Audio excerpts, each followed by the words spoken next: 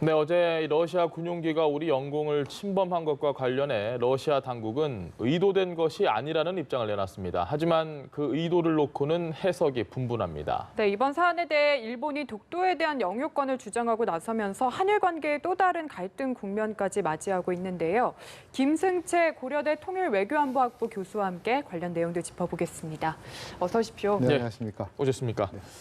자, 어제 벌어진 사태 이야기부터 다시 한번 해보시죠. 러시아와 중국의 군용기가 우리 방공 식별 구역을 넘나들고 러시아 군용기가 우리 영공까지 침공을 하고요.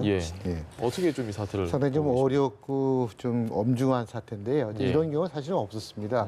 또 우리가 영공을 침범당한 경우가 없었는데 정전협정 처음 이후에 그렇죠. 그렇고 또 하나는 지금 이게 러시아와 그 중국이라고 하는 국가는 우리하고 지금 뭐 전략적 관계로 파트너십을 가지고 있습니다만은 그럼에도 불구하고 상당하게 좀 미묘한 그런 국가들 아니겠습니까? 좀 있다고 볼 수 있나요? 그런 국가들이 특별히 우리 영공을 침범했다고 하는 사실은 적어도 상당히 좀 유증하게 봐야 되겠다라는 생각이 들고요.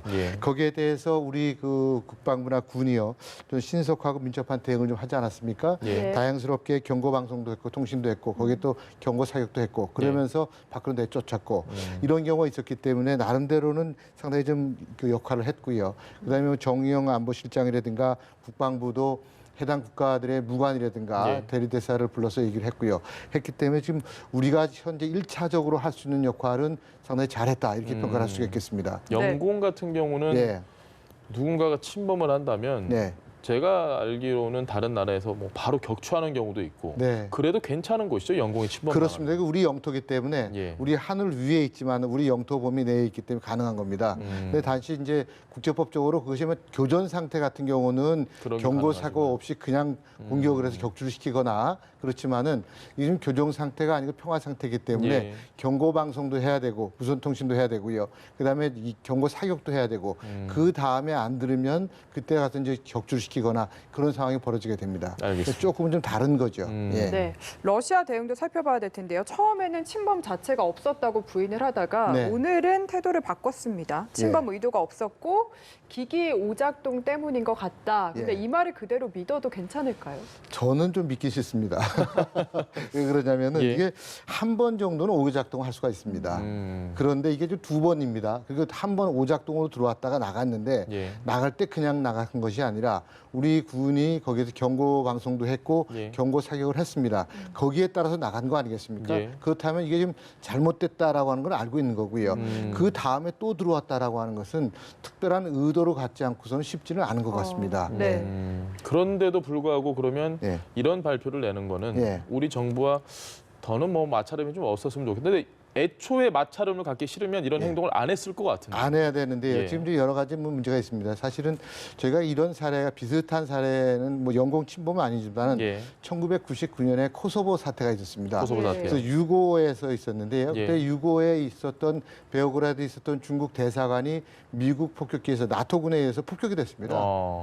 그래서 상당히 그럴 때 미국이 뭐라고 얘기를 했냐면 이게 한 3년 전에 갖고 있던 좌표를 가지고 우리가 공격을 했기 때문에 잘못 오폭을 한 거다라고 얘기를 했습니다. 그 당시에.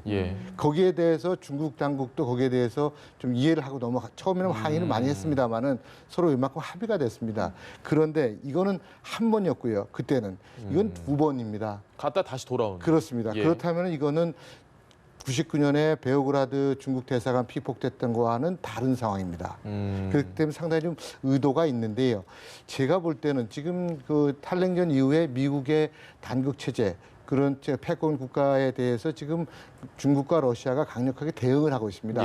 적어도 상하이 협력기구라고 하는 새로운 안보 체제를 만들어서 지금 다국적인 다자적인 협의체를 만들어가고 있거든요.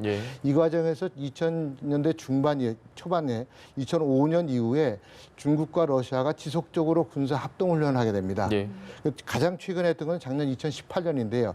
작년에는 역대 최고로 했습니다. 그때는 블라디보스토크 근처 동해 쪽으로 왔습니다. 과거에는 우리나라의 서해 쪽에서 하다가 이게 너무 남해로 넘어서 동해까지 흘러왔습니다. 작년에 가장 대규모로 했거든요. 지금 러시아군 같은 경우는 병력만 한 30만 명 거기 투입됐었고요.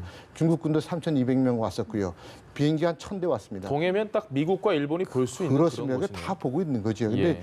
여태까지는 그런 거를 안 하다가 동해 쪽으로 좀 올라왔다고 하는 사실은 적어도 중국이 또는 러시아가 협력을 해서 미국과의 대항 관계 속에서 이런 합동 훈련을 좀 하고 있는 겁니다. 예. 그 과정에 우리나라가 들어있기 때문에 그 과정에 지금 어떻게 한국이 대응을 하는가, 이렇게 들어왔을 때 미국은 어떤 조치를 하고 있는가, 이런 얘기입니다. 지금 러시아에서 얘기하는 건 뭐냐면 자기네가 잘못 들어온 건 인정한다. 어제는 예. 안 하다가 오늘 했습니다. 고의는 아니었다. 네, 그렇게 기기 모호작동이라고 했는데 예. 사실은 전투기라고 하는 게 지금 예를 들어서 민간 항공기 같은 경우는 자동 항법 장치를 이용해서 갑니다. 예. 이륙만 한 다음에는. 근데 전투기는 그런 거 없습니다. 전투기는 그렇게 하면 큰일 나는 거죠. 수동으로 가죠. 계속 조종을 하고 좌표 있죠. 보면서. 그렇습니다. 예. 그걸 다 하고 있고 계속 수신하면서. 다 하고 있는 거죠. 예. 연기를 다 하고 있고요. 이런 상황으로 갔기 때문에 이번에 러시아 그 비행기에 그 우리 영공에 침범했다고 하는 사실은 상당히 엄중하게 봐야 되고 의도가 많이 있다. 이런 생각이 듭니다. 러시아 입장에서는 뭐 이렇게 표현하면 어떨지 모르겠습니다만 좀 찔러봤다 정도의 느낌으로 우리가 이해를 하면 되겠습니다. 그럴 수도 있습니다. 찔러보고 우리 지금 대응 태세가 과연 어느 정도까지 와 있는가. 왜냐하면 지금 러시아가요, 그 비행기가 그 조기 경보기가 예. 들어왔을 때 자기네 항로를 다 추적하고 있습니다. 예. 자기 스스로도 추적하고 있습니다만은 그렇죠. 레이더에서 추적하고 있거든요. 예. 근데 저희 보고 뭐려고 하냐면 들어온 시간, 침범한 시간도 주고 좌표도 달라. 예. 캡처 사진까지 달라고 예, 하는. 자기가 다 알고 있는데 왜 달라고 하겠습니까?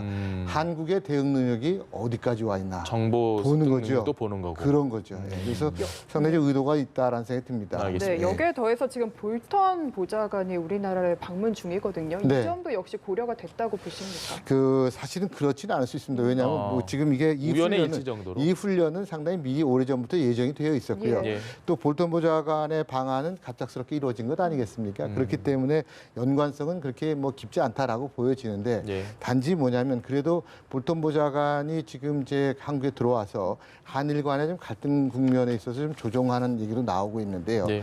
그런 과정 속에서 미국이 이걸 또 어떻게 볼 것인가라고 하는 부분들도 조금은 고려가 됐지만 그렇지만 이거는 거기에 대한 건 변수는 아닌 것 아니었다. 같습니다. 예. 하나 더 저희가 놓치면 안 될 게 예.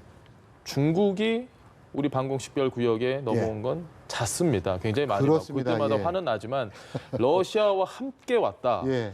이것도 굉장히 저희가 좀 눈여겨볼 부분인 것 같습니다. 그렇습니다. 이 지금 중국이 러시아와 협력을 해서요. 예. 전략적 파트너십 관계를 가지고 지금 미국에 대항하려고 많은 노력을 하고 있습니다. 예. 근데 중국 혼자는 안 되니까 러시아랑 같이 가자는 거죠. 예. 중국 혼자는 지금 남중국해에서 고군분투하고 있는 겁니다. 사실은 미국하고 대항해서. 근데 이 태평양 동북아 쪽에서는 러시아를 무시할 수 없거든요. 그럼요. 러시아가 같이 안 가면 안 됩니다. 그러니까 러시아와의 협력 관계 속에서 이 문제를 해결하는 게 좋겠다라고 생각하고 있고요. 예. 러시아도 나쁠 건 없지 않습니까? 미국을 견제하는 입장에서는 그런 의미에서 러시아와 긴밀한 협력 관계 속에서 나온 것이 아닌가 생각됩니다. 하나만 더 여쭤보자면 중국 같은 경우에는 영공 말고 방공식별구역만 예. 들어왔고 이에 예. 대한 해명은 방공식별구역은 괜찮다. 국제법에 따라 자유롭게 항해할 수 있다고 그렇습니다. 했는데 여기에 대한 생각은 좀 어떠세요? 자유롭게 할 수는 있는데 그 지역에 통보를 해줘야 됩니다. 알려줘야 되는 거죠. 예, 미리 통보를 해줘야 됩니다. 예. 우리가 지금 한국이 관할하고 있는 항공 통제 영역에 대해서 우리가 지금 비행기가 들어가고 있다라고 예. 하는 걸 얘기를 해야 되는데 얘기를 안 하고 있습니다.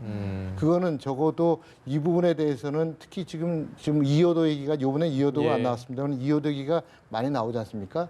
그런 거를 바라보면서 중국이 이쪽 지역에서 공중권, 해상권뿐만 아니라 공중권까지도 나름대로 자기의 루트를 만들려고 하는 노력들이 많이 나타나고 있고요. 이게 최근에 결정적으로 동해까지 쫙 올라갔다라고 하는 사실입니다. 우리로서는 굉장히 지금 불편한 상황인데 그렇습니다. 또 한 가지 더 우리 국민들이 불편하고 화나는 게 있습니다. 네. 일본이 이 와중에 또 좀 어이없는 반응을 보였거든요. 저희가 그렇습니다. 영상을 준비했습니다. 예. 영상 보고 오시죠. 예.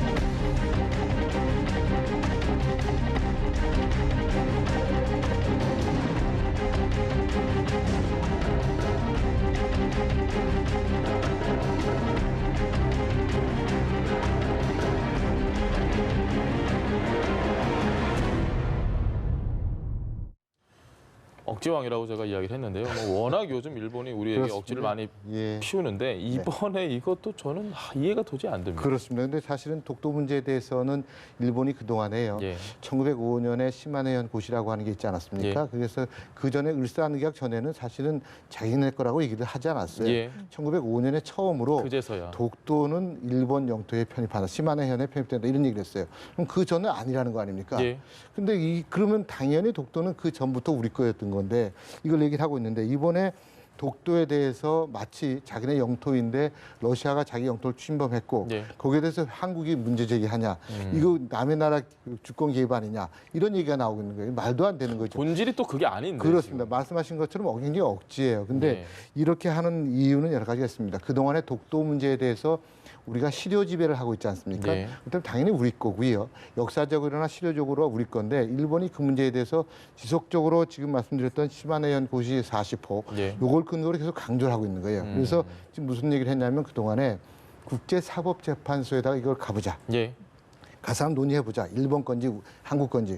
거기 가서 지면 우리가 인정하겠다. 이런 예. 얘기인데 사실은 저희 땅을 가지고 어차피 갈 우리 필요가 건데 없는 거죠. 왜 예. 우리가 법정에 그렇죠. 갈 필요가 없는데 그걸 억지를 부리고 있습니다. 그런데 이번 문제 이렇게 나옴으로 인해서 그동안에 일본이 독도는 자기네 땅이다라고 계속 강조했던 것에 대해서 국제사회에 다시 한번 각인을 시켜주는 거죠. 강조하는 것이고 또 하나는 똑똑하네요, 일본이. 독도 문제에 개입할 수 있는 여지를 마련하려고 하는 거죠. 다시 또. 그렇죠. 이제 아주 억지로 만드는 거죠. 자, 봐라. 우리가 딴 것도 아니고 러시아 비행기가 침공했을 때 예. 우리도 같이 뜨지 않았느냐. 그래서 이건 우리 영토기 때문에 떴었다. 만약에 한국 거가 같았으면은 이건 안 했을 거다라고 했을 겁니다. 이게 나중에 국제사법재판소에 가게 되면 다 근거 자료가 됩니다. 근거 자료가 되는. 그렇습니다. 그와 같은 아주 좀 어떻게 보면 억지스러운 아주 음흉한 계획이 좀 도사리고 있다라고 해도 똑똑한 뭐 부분도 과하면 있네요. 모든 위기를 똑똑한 다 건 아니죠. 기회로. 남의 땅을 얘기하는데. 우리로서는 참 말도 안 되는 주장인데 그렇습니다. 미국의 입장이 나왔습니다. 예. 한일의 대응을 강력히 지지한다고 했는데 네. 어느 영공인지는 적시를 안 해서 예. 사실 우리로서는 이해가 되면서도 좀 예. 서운한 것도 있을 것 근데 같고요. 뭐 당연히 사실은 우리 영토기 때문에 예. 한국 영토를 침공한 데 대해서 문제가 많다. 여기에 대해서 한국이 대응을 잘했다. 이렇게 하면 가장 좋았겠죠. 예. 근데 지금 이런 상황에 대해서는 지금 독도 문제가 상당히 아주 첨예한 민감합니다. 예, 문제이기 맞습니다. 때문에 미국도 그 문제를 잘 얘기를 안 하려고 하고 있거든요. 네. 그런 상황 속에서 우리 거를 인정을 해버리면 미일 관계가 또 달라지는 거게 되고 예. 독도의 영토가 또 달라지는 겁니다. 그러면 해상 주권이 또 달라지게 됩니다. 이러면 태평양 지역에 있어서 미군의 활동이 또 달라지게 됩니다. 여러 가지 복합적인 얘기가 있기 때문에 우리도 상당히 아쉽습니다만 그렇게 얘기를 한 것 같아요. 그렇지만 현재 지금 우리 정부가 일본보다 훨씬 더 강력하게 이 문제를 제시를 하고 있고 제기하고 있고 네. 또 거기에 대응을 하고 있지 않습니까? 거기에 대해서 우리 정부라고 특정하지는 않았지만 우리 정부가 일본 정부보다 훨씬 더 강력하게 지금 문제에 대응을 하고 있기 때문에 예. 우리의 입장을 실어주는 측면도 상당히 있다라고 저는 얘기가 생각됩니다. 미국 같은 경우는 근데 지금 동해를 일본이라고 표현하고 표기를 하고 있고 예. 우리는 동해와 동해 같이 표기를 하자. 경계하기도, 예. 근데 지금 미국이 그걸 받아들여주고 있지는 않아요. 그렇습니다. 예, 공식적으로. 그런 부분을 좀 고려를 해봤을 때 굉장히 좀 여기가 중요하다라는 생각이 드는데 예. 좀 더 본질로 돌아가서 러시아와 중국이 이번에 이렇게 도발 아닌 도발을 했습니다. 네. 우리 영공을 침범을 하고 예. 이런 상황에 지금 한일 관계는 굉장히 좋지 않고 네. 군사정보보호협정도 뭐 파기가 될지 안 될지 모르겠습니다만 네. 그 얘기까지 거론이 되고 있는 이런 지점 네. 이 부분에 대한 생각은 어떠십니까? 그래서 지금 제가 군사정보보호협정 문제는 상당히 좀 민감한 문제고 사실 예. 이게 우리에게만 손해가 되는 것이 아니라 일본에게도 손해가 되는 것이고 서로 양국에 상당히 중요한 문제거든요. 근데 예. 이게 군사보호협정이 지금 한국과 일본만 되어 있는 게 아니라 우리가 외국과 한 40개 국가 같이 하고 있습니다. 미국도 같이 돼 있고 예. 네. 이게 정보가 공유가 되고 있는 거거든요. 근데 아주 민감한 정보는 좀 내놓겠죠. 이렇게 조금 약간 감추고 주머니 있고 속에. 그러니까 웬만한 건 주고 있는데 그럼에도 예. 불구하고 저희는 그런 수준에나마 그것도 교환을 해야 됩니다. 근데 그런 상황 속에서 지금 이게 나타났기 때문에 우리가 이 문제에 대해서 한일 군사정보보호협정은 한일 관계라고 하는 측면도 분명히 생각을 해야 되겠습니다만은 예. 그렇지만 우리 국익이라고 하는 것이 한국과 일본에만 있는 게 아니거든요. 그럼요. 미국과의 관계도 있고 중국과 러시아 관계도 있고 또 북한과의 관계도 있습니다. 있겠습니다. 예. 이런 것을 다 공통적으로 따져봐서 이거 조금은 좀 포괄적으로 생각을 할 필요가 있는 것 같습니다. 차분하게. 예. 네, 알겠습니다. 오늘 말씀 여기까지 들어보겠습니다. 지금까지 김승채 고려대 통일외교안보학부 교수와 함께했습니다. 네, 고맙습니다. 감사합니다.